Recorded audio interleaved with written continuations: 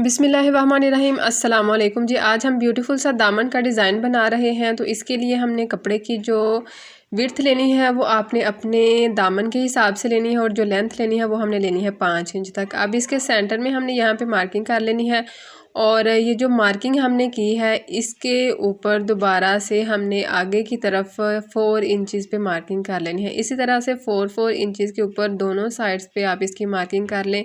ऊपर से हमने हाफ इंच तक दोबारा से इसकी फिर मार्किंग करनी है और एक पेटल हमने कट कर लेना है जिसकी विड्थ होगी 2.5 इंच तक और लेंथ होगी 3.5 इंच तक। 2.5 इंच से एक सूद कम रखना है आपने इसको।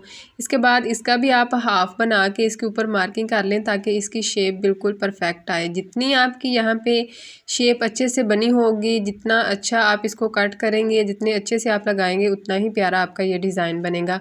अब इन पेटल्स के दरमियान हमने 1 इंच के ऊपर इस तरह से मार्किंग कर लेनी है।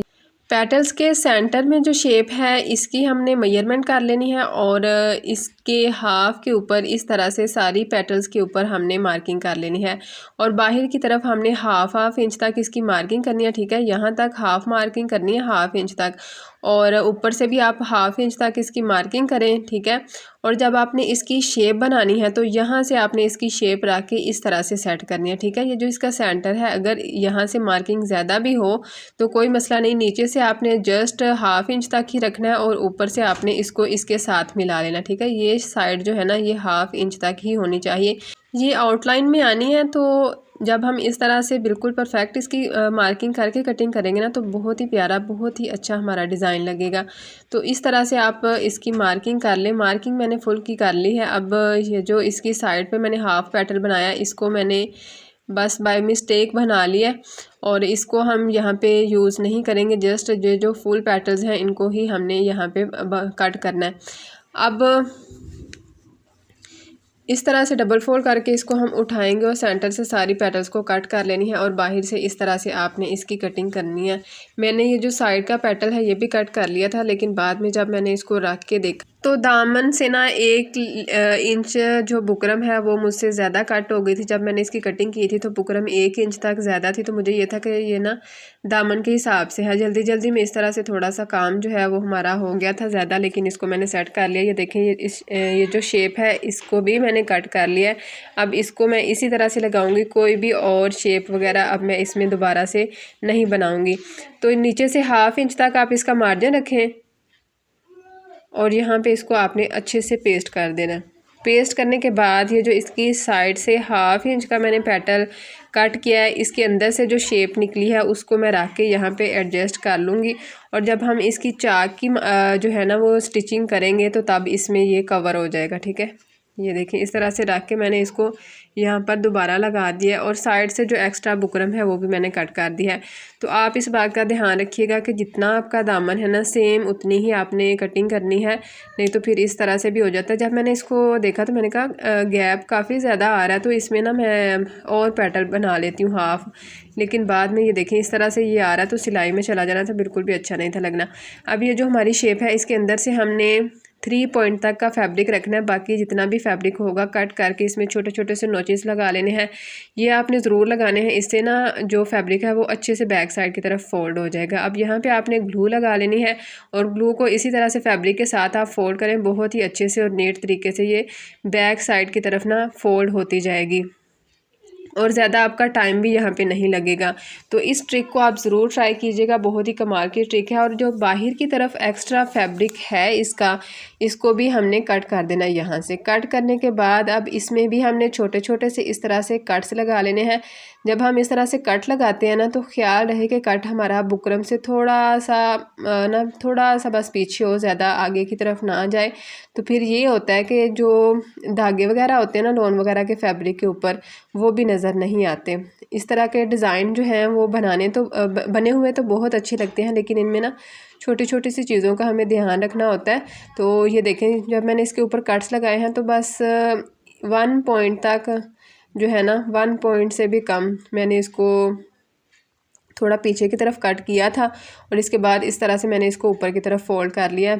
अच्छा जी, छोटी छोटी सी डिटेल जो है वो मैं आपके साथ इसलिए शेयर करती हूँ ताकि आपका जो डिज़ाइन है मुझसे भी अच्छा बने, क्योंकि मैंने तो एक्सपीरियंस करके आपके साथ शेयर करना होता है, आपने इसको देख के फिर बनाना होता है। तो अगर आप इस तरह से इन सब चीज़ों को फॉलो करें तो आपका डिज़ाइन बहुत ही प्यारा बनेगा। अब यहाँ पर मैं B6000 ग्लू लगा रही हूँ और यहाँ पे ये जो लेस मैंने लगानी है ना, इसकी कन्नियाँ ज़्यादा हार्ड नहीं, अगर कन्नियाँ ज़्यादा हार्ड हैं आपकी लेस की तो आपने कन्नियों के ऊपर ना छोटे छोटे से कट्स लगा लेने हैं। किस तरह से कट लगाने हैं वो भी मैं आपको आगे बताती हूँ। तो इस तरह से ये होता है कि जब हम इस तरह से शेप में लेस को लेके आते हैं ना तो बहुत ही अच्छे से लेस जो है वो हमारी शेप में आ जाती है। अब ये देखें, ये होती है इसकी कन्नी, इसके ऊपर ये देखें यहाँ पे मैंने कट्स लगा लिए हैं थोड़े थोड़े गैप के ऊपर। ये देखें इस तरह से, ज़्यादा नहीं कट करना, बस आपने हाफ कन्नी जो है वो कट कर लेनी है या कहीं से फुल कन्नी भी कट कर ले तो कोई मसला नहीं है।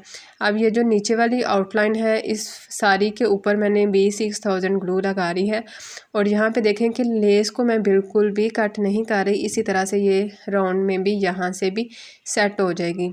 इस तरह से आपने इसको फोल्ड करके रखना है और सेट करते जाएं और लेस को यहाँ पे प्रेस करते जाएं। अब ये जो ऑर्गेन्जा हमने लिया है ये लिया है 5.5 इंच तक डबल फोल्ड में, ठीक है। इसको मैंने प्रेस कर लिया और जितना हमारा दामन था सेम उतना ही मैंने लिया है। और अगर आपने इसको थोड़ा बड़ा भी रखना है तो 1 इंच तक बड़ा रखें, क्योंकि साइड की इसकी एक साइड पे ना करनी थी तो मैंने करनी नहीं उतारी कि इसके धागे निकलेंगे, तो इसको बाद में मैं कट कर लूँगी।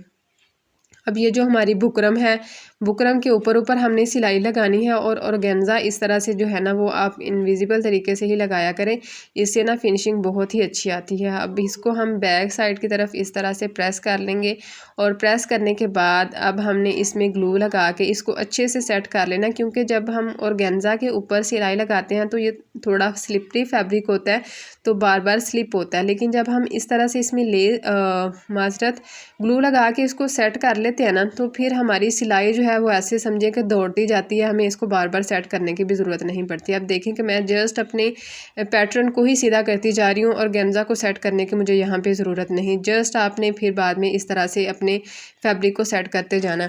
अच्छा, आपका ऑर्गेन्जा फैब्रिक के साथ किस तरह का एक्सपीरियंस है मुझे कमेंट बॉक्स में ज़रूर बताइएगा कि आपको ऑर्गेन्जा के साथ डिज़ाइनिंग अच्छी लगती है या किस फैब्रिक के साथ ज़्यादा डिज़ाइनिंग अच्छी लगती है, या ऑर्गेन्जा जो है वो आप किस तरह से अपने ड्रेसेस के ऊपर लगाना पसंद करते हैं।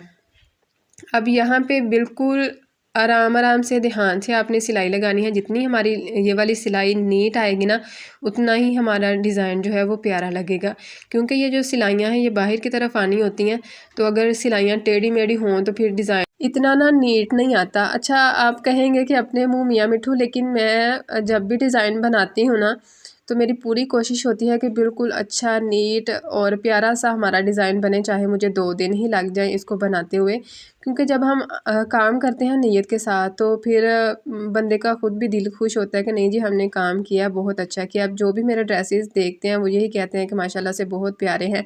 तो आपको ये वाला जो है वो दामन का डिज़ाइन किस तरह का लगा मुझे कमेंट बॉक्स में ज़रूर बताइएगा। अच्छा जी, मैं आप सबसे एक मशवरा लेना चाहती हूँ कि अगर आप इस तरह का डिज़ाइन बनाएं या जो भी डिज़ाइनिंग मैं आपके साथ शेयर करती हूँ, अगर आप किसी कस्टमर का ड्रेस इस तरह का स्टिच करें तो आप तकरीबन कितनी स्टिचिंग जो है वो इसकी लेंगे, क्योंकि इस तरह के डिज़ाइन जो है ना फिर उनमें स्टिचिंग का जो है ना वो थोड़ा सा मसला आ जाता है। काम भी सबको अच्छा चाहिए होता है और जिनको तो पता है वो तो नहीं करते, लेकिन अच्छा जी, दोबारा से मैं आपको इसकी डिटेल यहाँ पे दिखा देती हूँ। इसके स्लीव्स जो हैं वो बिल्कुल सिंपल से बनाए हैं और इस तरह के मैंने 3 ड्रेसेस रेडी किए हैं, 2 फुल ड्रेस हैं और एक इस तरह से शर्ट बनाई है। और अगर आपने इसकी डिज़ाइनिंग नहीं देखी तो पिछली वीडियो में मैंने इन तीनों ड्रेसेस की डिज़ाइनिंग जो है वो आप सबके साथ शेयर की है, आप उसको देखिएगा ताकि आप अपने गर्मियों के ड्रेसेस के लिए कुछ आइडियाज़ ले सकें। अच्छा जी, अगर आप चाहते हैं कि इस तरह के प्यारे प्यारे से डिज़ाइंस मैं आपके साथ मज़ीद शेयर करती रहूँ तो चैनल को सब्सक्राइब कर लें, वीडियो को लाइक और शेयर ज़रूर कीजिएगा। मिलते हैं इंशाल्लाह आपसे नेक्स्ट वीडियो में, तब तक अपना बहुत सारा ख्याल रखिएगा, दुआओं में याद रखिएगा।